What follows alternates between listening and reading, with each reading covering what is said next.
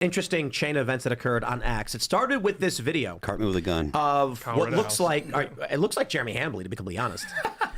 There's a guy in Minnesota with a gun. Is that just like an AR-15? It's an AR with a can on it with a silencer. Yeah, it looks like right. Suppressor? Suppressor, yeah. Suppressor.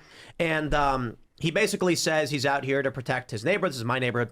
Well, Gunther Eagleman says, lock him up. Now, hold on there, gosh darn a minute. We're 2A people here. We love guns. People like to keep and bear arms, and they can walk around doing whatever they want with their guns. I certainly think so. In response to this, you got a community note saying, this is the Second Amendment, which gives people the right to keep and bear arms. Gunther Eagleman has previously said, we must never give up our Second Amendment. In response to this, Hannah Cox says, there it goes. MAGA zombies have flipped on every other conservative position, and now they don't even like the Second Amendment. Now, my response to this is, this right here on the surface, totally fine. I don't care. It's a dude, to be honest, seems a little out of shape, but he's got a weapon and he's got good trigger discipline. I accept it, and he's allowed to do it. And by all means, please.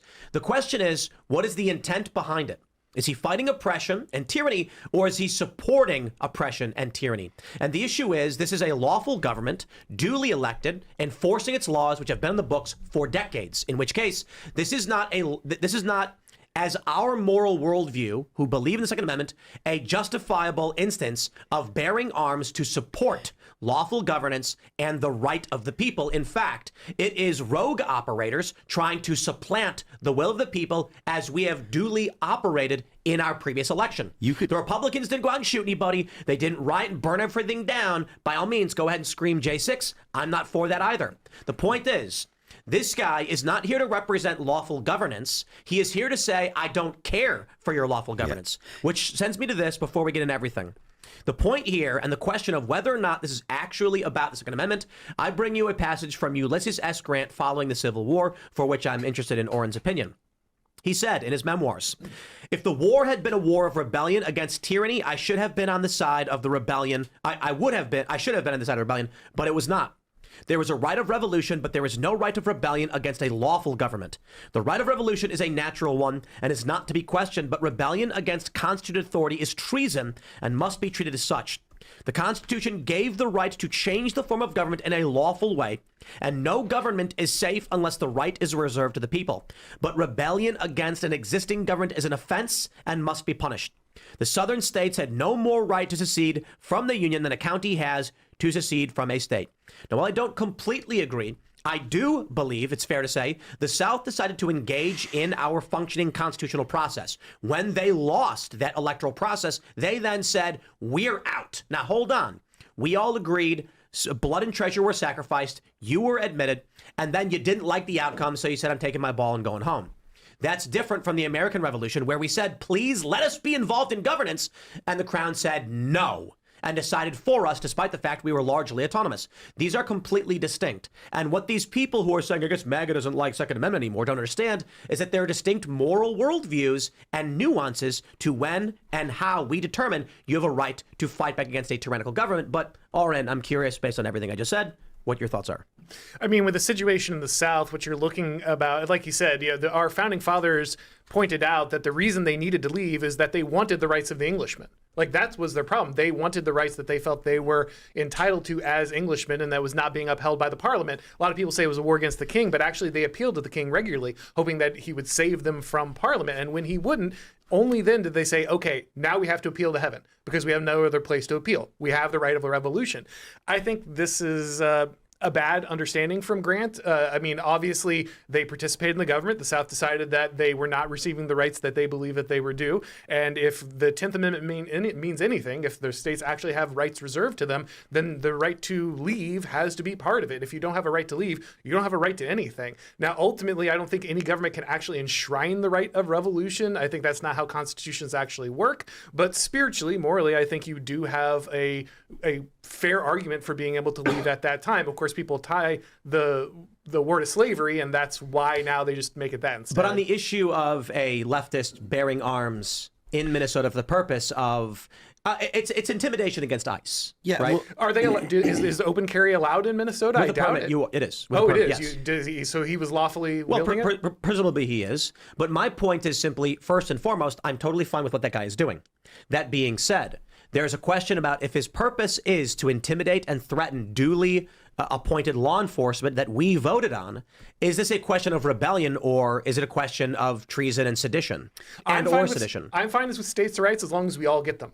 The funny thing is, I know the Democrats, this is all going to disappear tomorrow, right? Agreed. They don't actually believe in any of this. If they want to be consistent on this, I'm fine, but I know they're not going to be. You know, as far as this particular dude is, you can very easily make an argument that he's aiding and abetting criminal activity, right? The point is he's out there intending to intimidate law enforcement when they're trying to wrap up illegal aliens and people that are breaking the law, because not all these people that are quote unquote protesting are peacefully protesting. They're actually out there, you know, they're inhibiting law enforcement, they're engaging in violent activities, they're intimidating other people. So I mean, you can make a completely reasonable argument saying, look, he's out there specifically to aid and abet criminal activity, not to exercise the Second Amendment. I don't think it's a reasonable. That wouldn't be. I don't think that would stand to reason that he was aiding and abetting, because unless he flagged a cop, he's out. The specific reason that he's out there is to make ICE aware that he's got a gun. Yeah.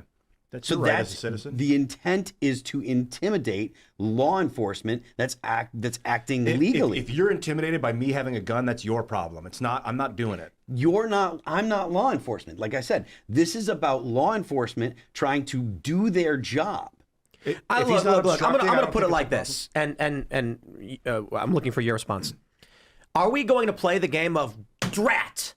They've used our principles against us once again. I guess they win and they get to take over. Or do we say the laws are intended for a duly faithful people, faithful to God or the government, however you want to view it, who agree with each other and say we work together, we understand what the rules are.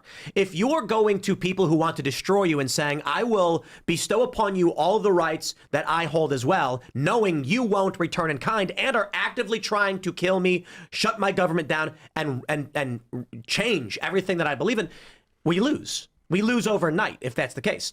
So my point is, again, this video on the surface, no problems. It's a guy standing around with a rifle. I really don't care, and I'm not going to complain about it.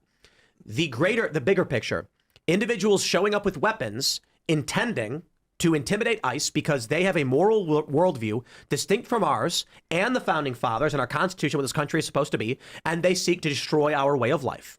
If we say to them, do as you must, do as you please, we know for a fact tomorrow they're going to say, on your knees to the gulag. Do we let them do it? There's an old saying, for my friends, everything, and for my enemies, the law.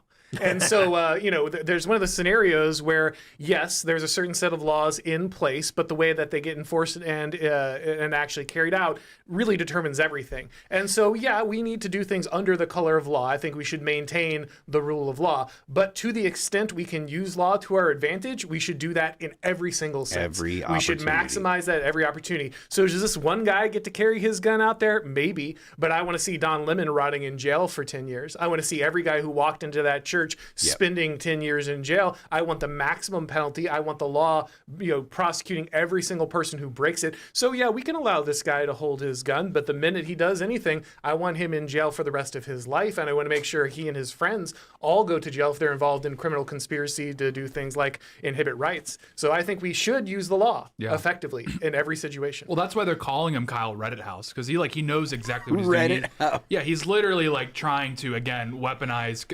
This is what's so frustrating about the fact that conservatives, there's so many principles conservatives, because he's very aware of what he's doing here. This is a strategy again to bait conservatives into coming out and defending him. It really is just the most pernicious Reddit strategy. But can we call him something like the Soitering, or something like something like that? You know what I mean? If he puts that brace on his shoulder, he's broken the law, right? Yeah. That's still technically the ATF. Yeah. So all we need to do is get this guy to shoulder the rifle. That's not a short-barreled rifle, though. Oh no, but it's it a is pistol. because that's not a stock. That is an AR pistol. That's a pistol. It's a pistol because he has the brace instead of the stock. The length of it determines whether it's a pistol. Sure. Not the brace. If it is the brace does. The brace, because the brace is the way the law is written, the brace is what you put on a pistol. And I understand. Right. I'm saying that if you took an actual long gun that doesn't qualify as an SBR and put a brace on the back of it, it's not a pistol. But the brace is a working around of putting a stock on a pistol. So I'm asking specifically, that's actually shorter? My guess would tell. I don't know. my guess would be No, without the that's- can that's under 15 inches. Yeah, which means it's that's SBR. like a 10.5, probably 11.5 with a 6-inch can. So Right. The intention of those is literally you're supposed to hold it like a pistol. In theory, that's supposed to And go then on your arm. The brace is because some people have disabilities, Right. so they need a way to hold it, but you can brace it against your shoulder. And the minute he puts it on his shoulder, he is breaking the law. technically, yes. Yeah, if you shoulder it. I remember when was it during Biden they banned braces? The ATF decided Tried that to, braces yeah. were illegal, and then I had to go through all of my guns, for which I have like just so many, and then detach all of the braces and separate them. Otherwise, I was at risk of being a felon, despite the fact no law had been passed. So y'all want to play these games? I don't care. I'm not going to sit here and say you can do whatever you want because you have rights, and then you're going to point your gun at me and put me in a gulag. Not For only my had enemies there of the law. not only had there been no law passed, the ATF had multiple times said that a brace does not make a pistol into a short barrel rifle. They had multiple decisions, or I don't know what they call it. It's not decisions, but they released multiple guidelines and letters to people saying, look, no, I personally waited about 7 or 8 years before I bought a brace because I was like, they're going to, and when they first came out, when the SIG brace came out, I was like, they're going to throw people in jail for that. Thanks for checking out this clip from Timcast IRL. Make sure to watch the show live Monday through Friday at 8 p.m. Subscribe to this channel, and we will see you all there.